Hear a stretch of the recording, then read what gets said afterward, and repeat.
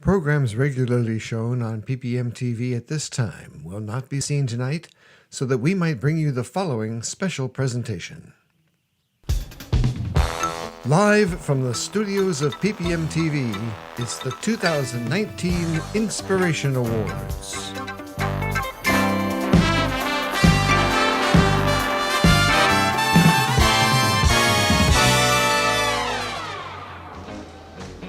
Tonight's program is made possible by Physicians Healthy Weight Loss Center, where Dr. Jennifer Warren and her medical team will help you reach your healthy weight. By Seagate Studios, and by Shannon and Josh Adler. And now, ladies and gentlemen, please welcome the president of the PPMtv Board of Directors, Mr. Ron Wolf.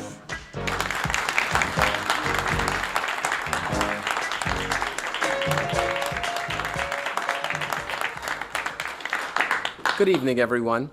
As president of Portsmouth Public Media Board of Directors, it is my pleasure to be with you tonight to help celebrate the work, passions, and inspiration that Gloria Graves-Fichter, Leo Gagnon, and Valerie Cunningham represent within our city.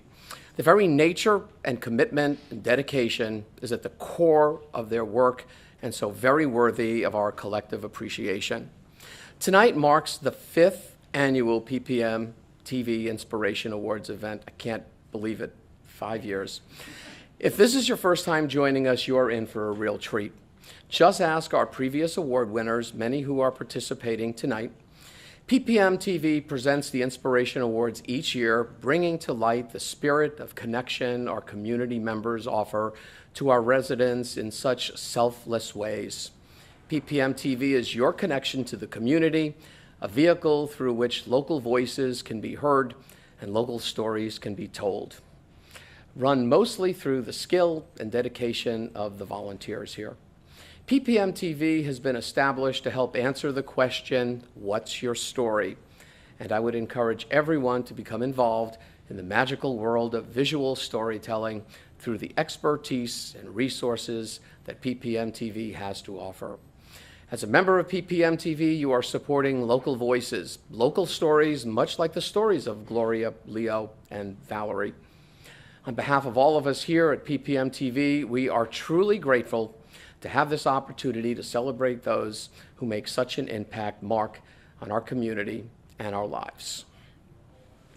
And I'm going to make an introduction in a second, but I'm going to go off script, so bear with me, and I have some notes, but I think it's worth it. First of all, as I look around the room and I see all the Inspiration Award recipients, I'm really in awe. It's amazing. Every single year, I've been here for all 5 years, and it never gets old. It gets better. And if I could do a quarter of the things that you all do on a daily basis over and over again, I would feel a little bit worthy. So thank you for coming here tonight. Speaking of inspirations, there's someone at PPMtv who's our executive director. His name is Bill Humphreys. You all know him. And this is Bill's last official event as executive director at PPMtv. Bill is retiring, stepping down in a few days, and he's handing off the baton to Chad Cordner, who will do a great job.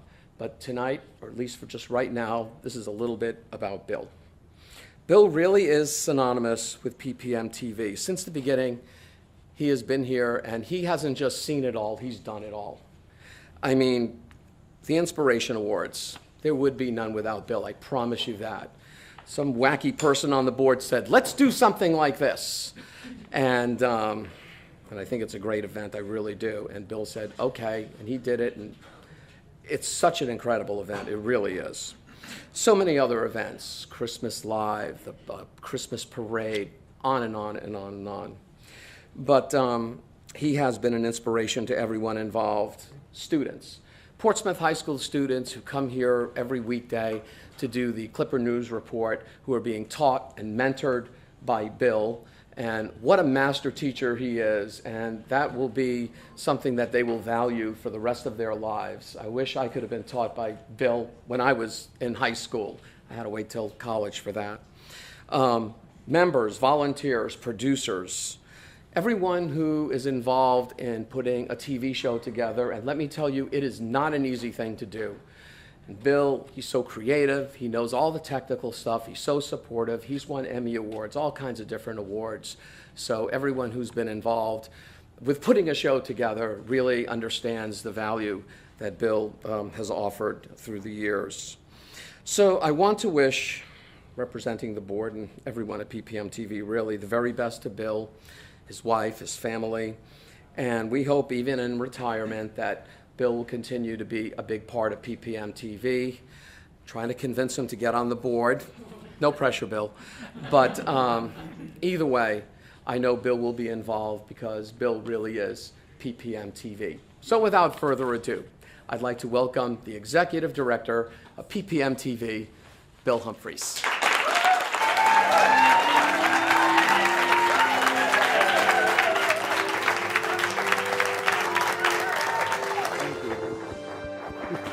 Go get him.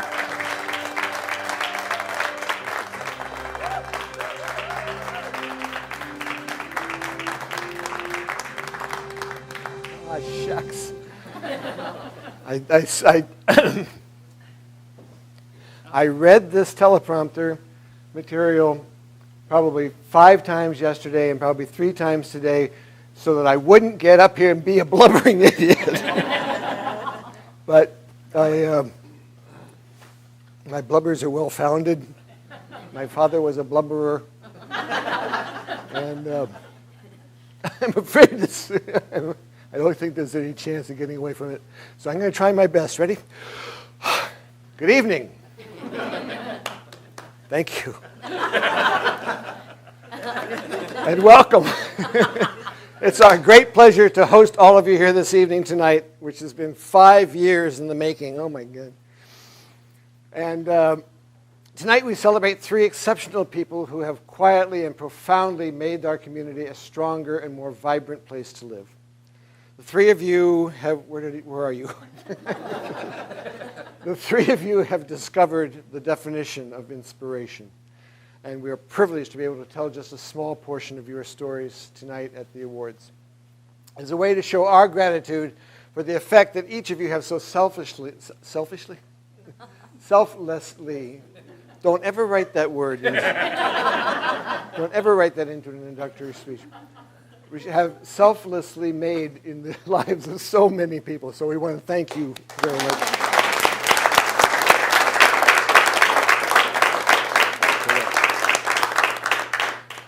Our first presenter tonight was honored last year for her involvement in the Children's Museum, the Birch Tree Center for Autism, the Arts in Reach program here in Portsmouth, the work that she's done with Temple Israel as an educator for the deaf at Don Darrow School, and that is just the surface of the dedication that she has provided to the community. Tonight we welcome back the ever-present smile and positive spirit of Glicka Kaplan.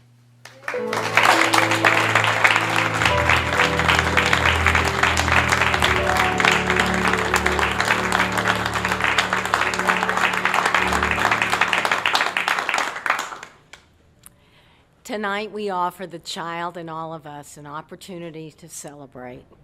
At the end of each calendar year, as trees take their place in living room corners, candles are lit in windows, and the warmth of the holiday season overtakes us all, the year-round work of Gloria Graves Victor comes to fruition.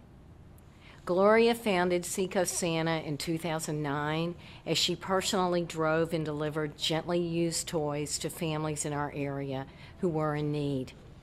Today, 10 years later, storage spaces are packed with new toys and an official location where clothing for both the young and the grown can be distributed. And during the year, fundraisers are held and associations are crafted with area businesses to ensure that the holidays are ushered into everyone. So many families have benefited from the work of an amazing woman who keeps Seacoast Santa in flight throughout the year. especially while maintaining her own full-time job as well. Please take a moment and watch as we honor Gloria Graves Fichter. My name is Gloria Fichter, and I am the founder of Seacoast Santa of New Hampshire. Our motto is, "We believe in Santa. Do you?" We are a nonprofit agency that accepts new and gently used toys and clothing for families for the holidays. I started it in 2009, and so this year is number 10. We've grown from just with a few families for a couple of years, and then it just slowly progressed into something more. Now we do about 200 families a year. I do a lot with social media. I do with Facebook. Seacoast Santa has a page. We also have a website, seacoastsanta.org. We have a lot of companies through the community now that donate. They do an internal toy drive, so like Sig Sauer and Sprague Energy and whatnot, they'll do an internal thing, and then we pick up all of the toys. The Restore in Newington will have a toy drop off, and it's word of mouth. We have a couple of schools that will have a couple of classes that will do donations of toys, and it's word of mouth. It really feels good to be able to give back and to put the smile on the kids' faces, knowing that they're going to get gifts, and parents are in need of things for the holidays as far as clothing or even decorations. We do, a lot of people donate holiday Christmas trees and garland and tinsel and all sorts of things throughout the holidays. So the parents who are in transition will be able to get items that they need to make the holidays even that much better for the kids. I tend to take life and put a little humor into it to kind of keep it rolling along. I am very humbled for what I have in my life, and I am very giving as far as my time and just willing to be there for anybody that needs. I was working for a doctor's office one year, and it was getting close to the holidays, and I was checking in this family, and the little girl was just staring at me. Oh, she couldn't quite figure out, you could tell the wheels were turning in her head. She couldn't quite figure me out. And just before the nurse called her in for her appointment, she comes over to me and she taps me on the shoulder. And I looked over and said, "Yes." She said, "Tell Santa I want a red bike, okay?" And I went, "Yes, I will tell Santa you want a red bike."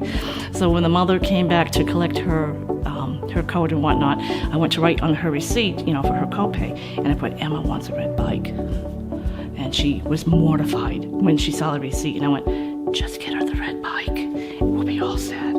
And probably about 6 to 8 weeks later, she came back for a recheck, and she comes running over to me, and she says, "I got the red bike, and I loved the bell." I went, "I put it on myself." And her eyes were huge, and her mother was like, "Thank you." I'm like, "You're welcome." The volunteers with my organization, they love the feeling that they knowing that they're helping another family. A lot of them have come from a home or a childhood or something where they didn't have anything as well. So that feeling when the family comes through the doors and they see for the first time, I'm going to cry now, for the first time when they see the toys and the clothes. I mean, we usually have clothing for adults and children, so the adults can get items that they need as well. So they come in and they're greeted at the door, and they check in, and we give them their tickets for the toys that they're allowed to get. And then we tell them that if you go way in the back, we have clothing. Take as much as you need. Over on this side here, we have Christmas decorations and Christmas ornaments, and we have some artificial Christmas trees there if you need them. We also have stocking stuffers, so please go over there and let them know how old your children are, and they will give you the stocking stuffers. And by the way, behind you, we have a food basket, so go ahead and just go through the food boxes and take what you need. And the gratitude that the families have also envelops with the volunteers as well, because they feel like they're just really, giving back, and they're just really helping a family, and they're moved. And usually there's a few families that cry when they go to leave, or when they first come in, their eyes fill up, and they're like, "We didn't know where else to go. I have one gift from the dollar store, and that's it." I said, "Well, knock yourself out. There you go." And they get a hug, and we cry. We have volunteers that come and they help bring the things to the cars to also load them and get them on the way. So we're sort of like the one-stop shopping. Our need right now is just, I need a bigger space. I need a North Pole. Santa's elf needs a North Pole. We all, have our own perceptions of belief, and I certainly do. But we're not part of any religious thing at all. It's more or less of just the inner child, I think, is our faith. We all have the when the parents come into the auditorium or the function room, there's usually a couple of guys with the Nerf guns, and they're shooting each other, all the other opposite ends. We usually have someone riding one of the big wheels. I mean, it's just the inner child coming out and being able to share that with the others, and it's just having a lot of fun and just doing our thing and making sure that Christmas morning when you wake up with your family, that you know that the toys that you help wrap or what have you is being opened by a child that otherwise wouldn't have it. And as I said, we offer more than just a toy and a clothing. We offer magic.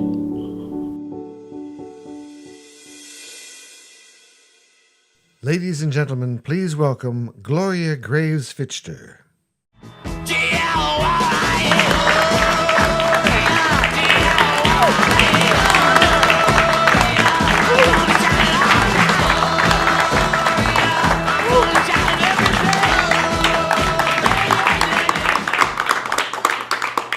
Thank you very, very much. I am truly not worthy of this award. This truly goes out to the volunteers, to the companies on the Seacoast, and the families, because if it wasn't for them, Seacoast Santa wouldn't be here today. So I encourage everyone to look at our webpage and pass the word, and I want to do more families this year. I want a North Pole. But truly this award goes to everybody that pitches in, who drives to go pick up the toys, who helps pick up the food baskets, who help with the Jingle Bell Jam. We have bands that donate their time for this event. And it's just an amazing time, an amazing feeling. And in Seacoast Santa, we believe. Do you? Thank you.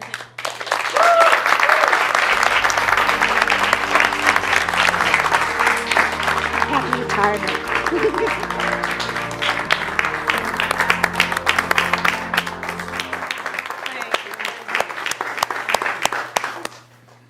With us tonight to present our next Inspiration Award is a lady who was honored last year for her contributions to the community as, well, as a board member, as a founding member, an officer, a life member, a volunteer administrator, a complex conference member, a center coordinator, a founding director, an event coordinator, a support services member, a family of faculty member, a director, and the annual member of the Market Square Day Balloon Detail, just to name a few. Ladies and gentlemen, please welcome Robin Albert.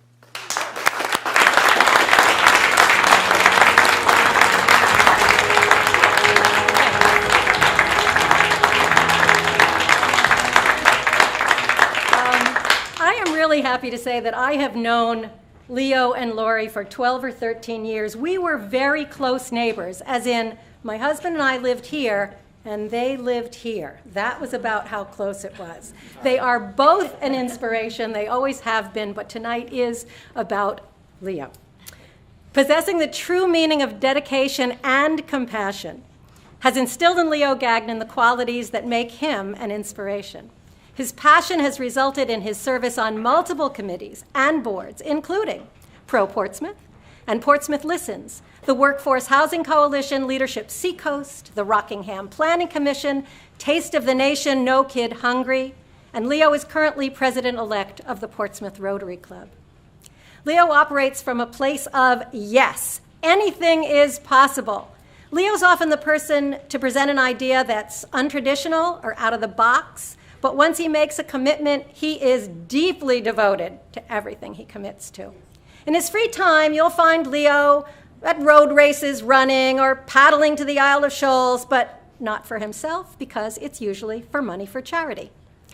A most humble man whose core belief system is built on compassion, please take a moment to reflect on Leo Gagnon. My name is Leo Gagnon, and I'm a realtor with Keller Williams Coastal Realty. Who or what gives me inspiration is the hope for a better tomorrow, the hope to make, or not even for a better tomorrow, just the hope that every day that I wake up, that somewhere in that day, that because I'm here and I'm doing what I do, that somewhere affects somebody's day in a positive way. And that's what inspires me to give back, to volunteer, to do what I do.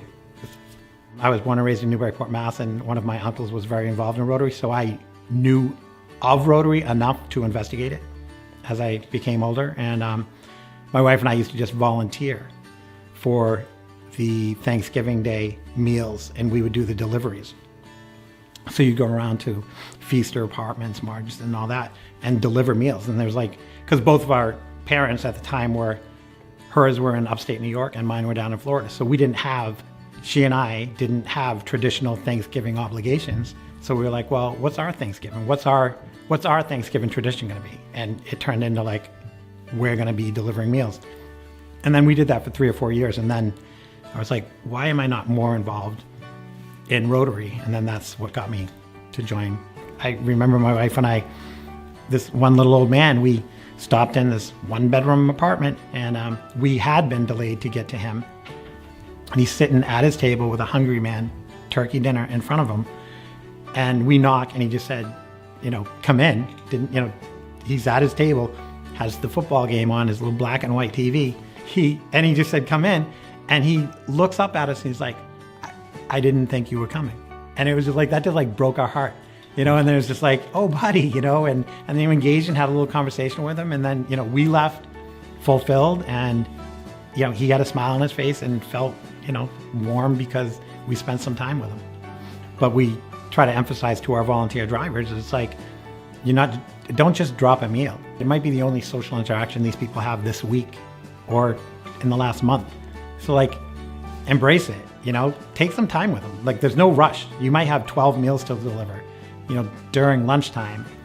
But if it takes a little bit longer to get one to the next person because you spend some quality time with the person who really needs it, then, that makes their day better. And I guarantee it'll make your day better. I get this kind of thing, it's it's getting corny, I guess, but it's give a smile, get a smile. And smiles breed smiles, and so if you stay positive, the people around you are going to stay positive. Several years ago, my wife Lori and I made the conscious decision not to have children, and somewhere in there, with all the, I guess, busyness of parenting, we kind of made the decision to make volunteering and nonprofit work our adopted children. My mother's very dear to me. My mother-in-law is very dear to me.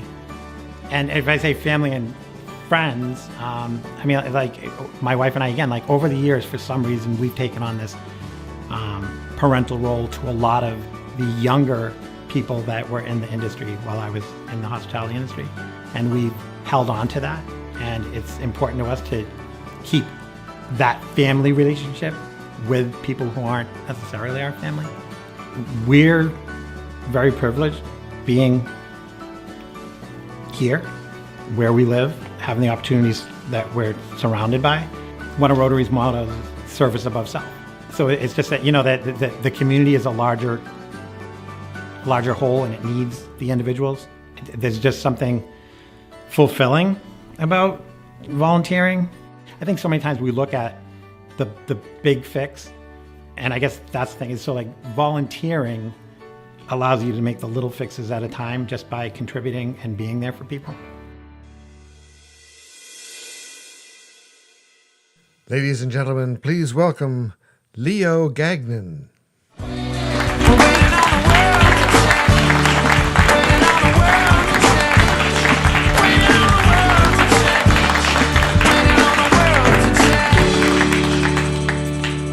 Thank you.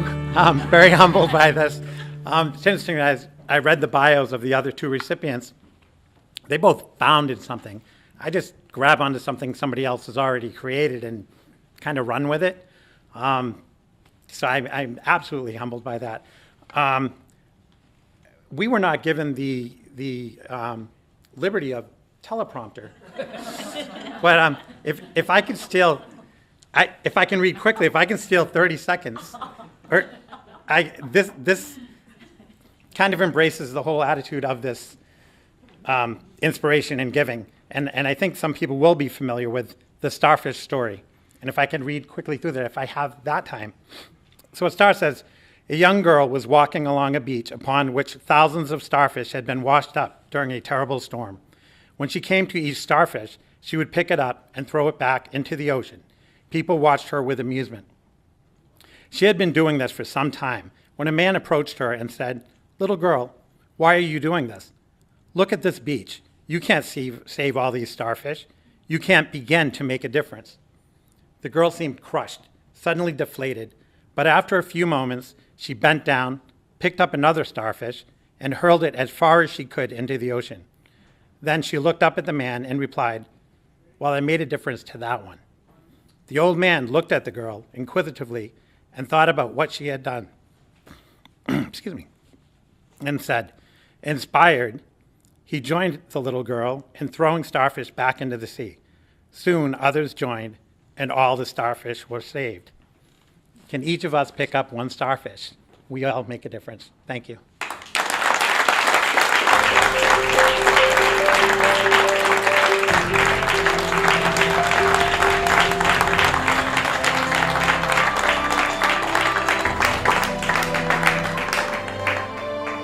Each year, the Inspiration Awards celebrate an enormous array of disciplines that drive the members of our community.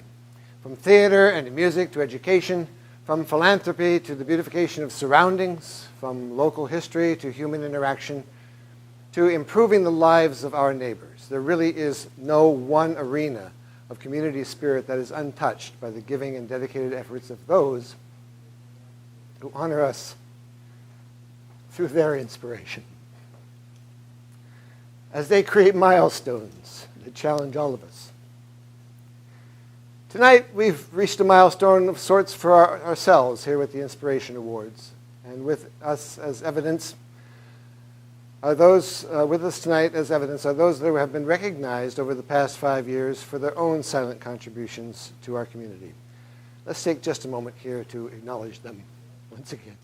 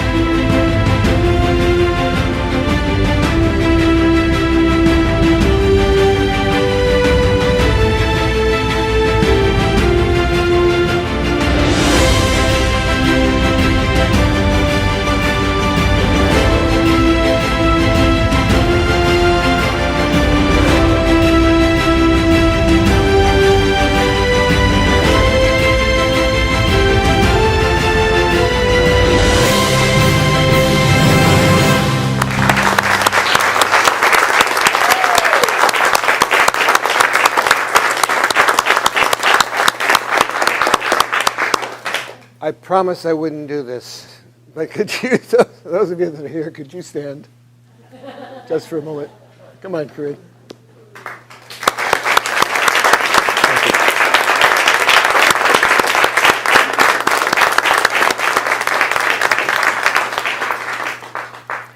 Our final honor this evening is being presented by a man whose spirit of collaboration is steadfast.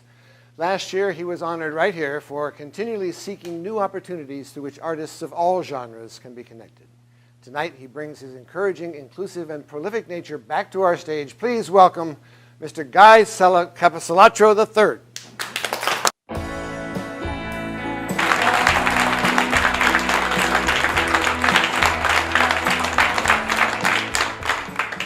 Thanks, Bill.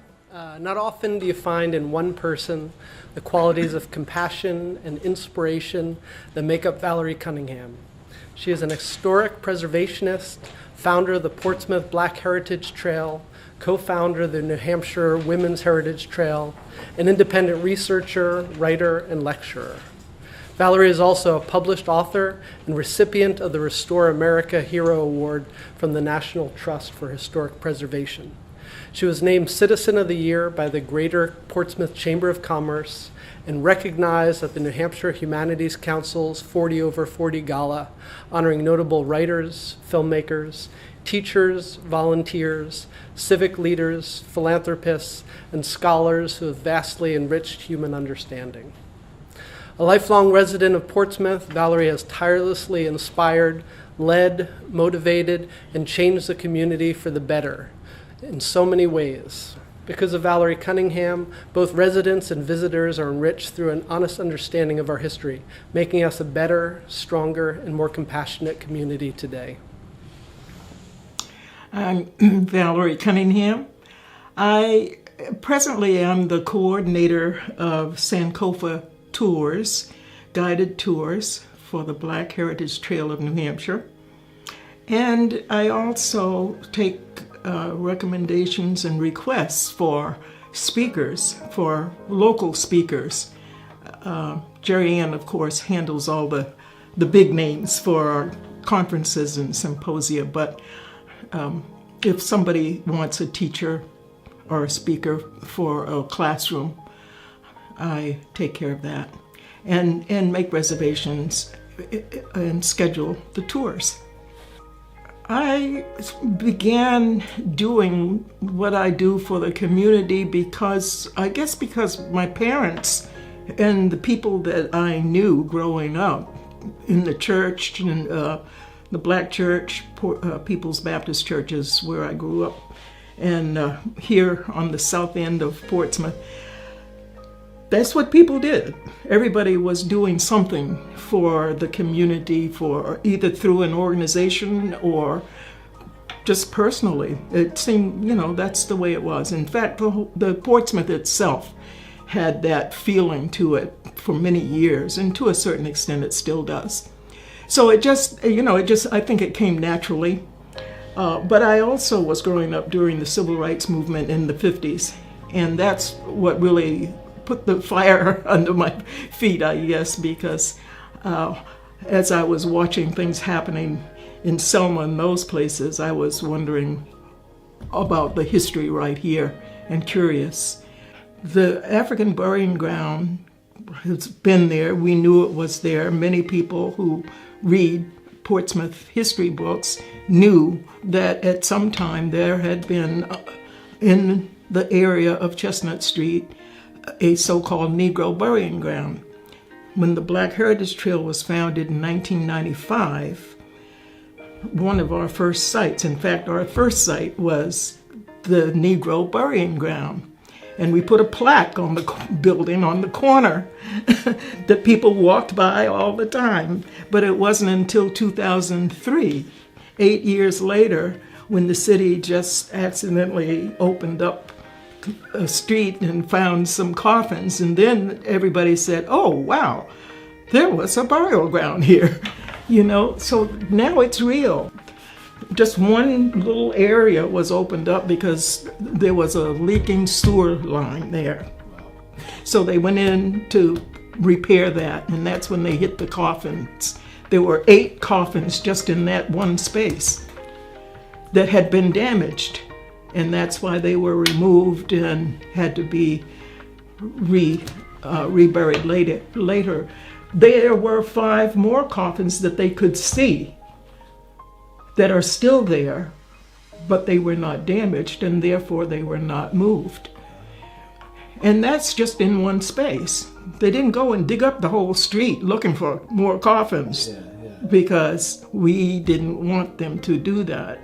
When I look and see the plaques on buildings and see people standing around reading those plaques and visiting the burial ground, it just makes me happy to know that those people who came before me are getting recognition. That's really what it's been. That's what it's all about. We have to be honest and open to consider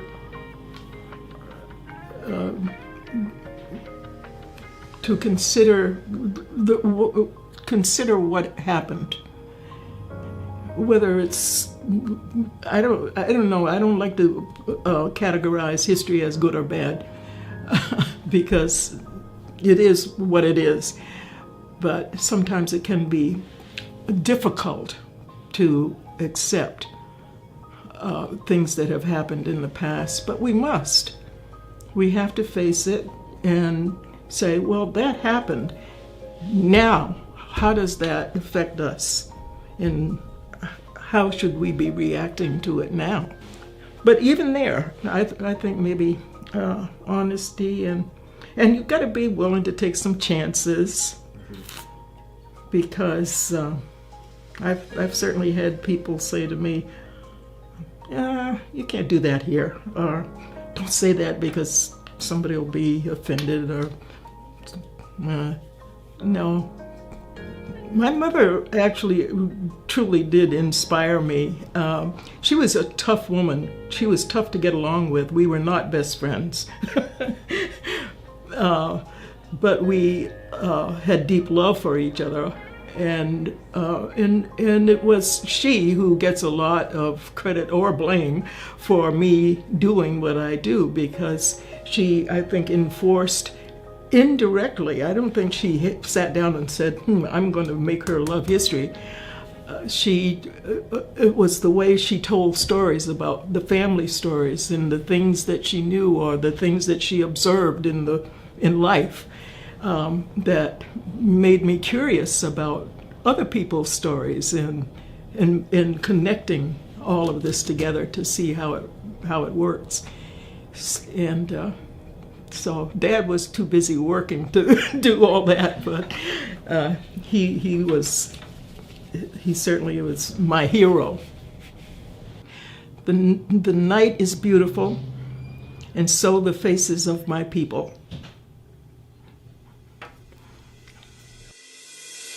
Ladies and gentlemen, please welcome Valerie Cunningham.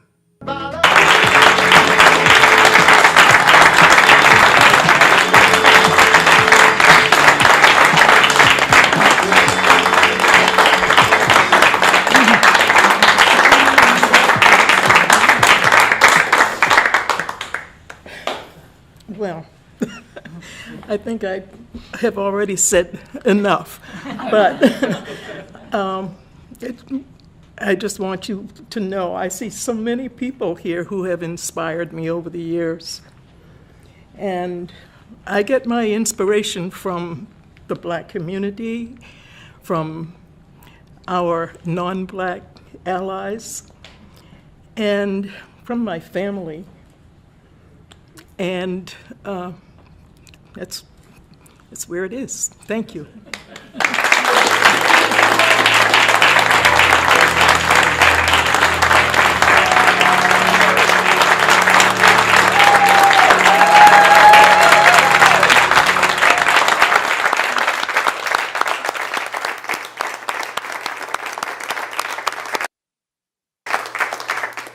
And so, close this out. It has been, pardon me, it's been 8 years that I've been associated with PPMtv. I have learned so much about this community. And the main thing that I've learned is that the heart and soul of those who have stories to tell, who volunteer their time to tell those stories, those people deserve a lot of credit for what they put out.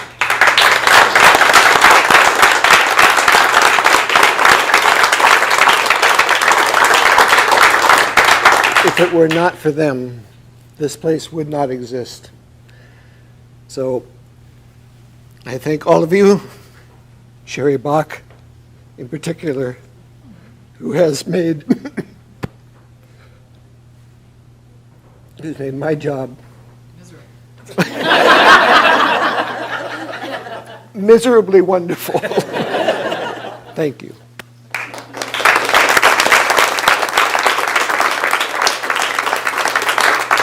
And you're in good hands with Cordner. He's over there.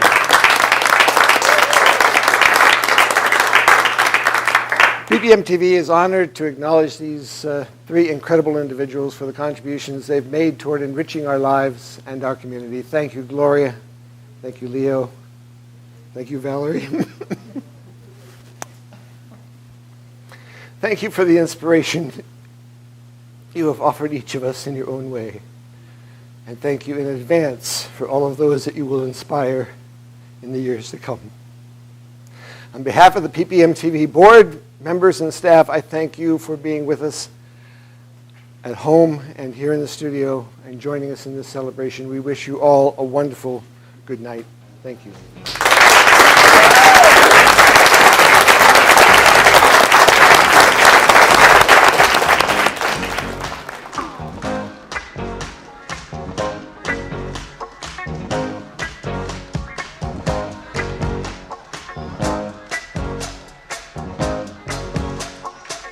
Tonight's program is made possible by Physicians Healthy Weight Loss Center, where Dr. Jennifer Warren and her medical team will help you reach your healthy weight.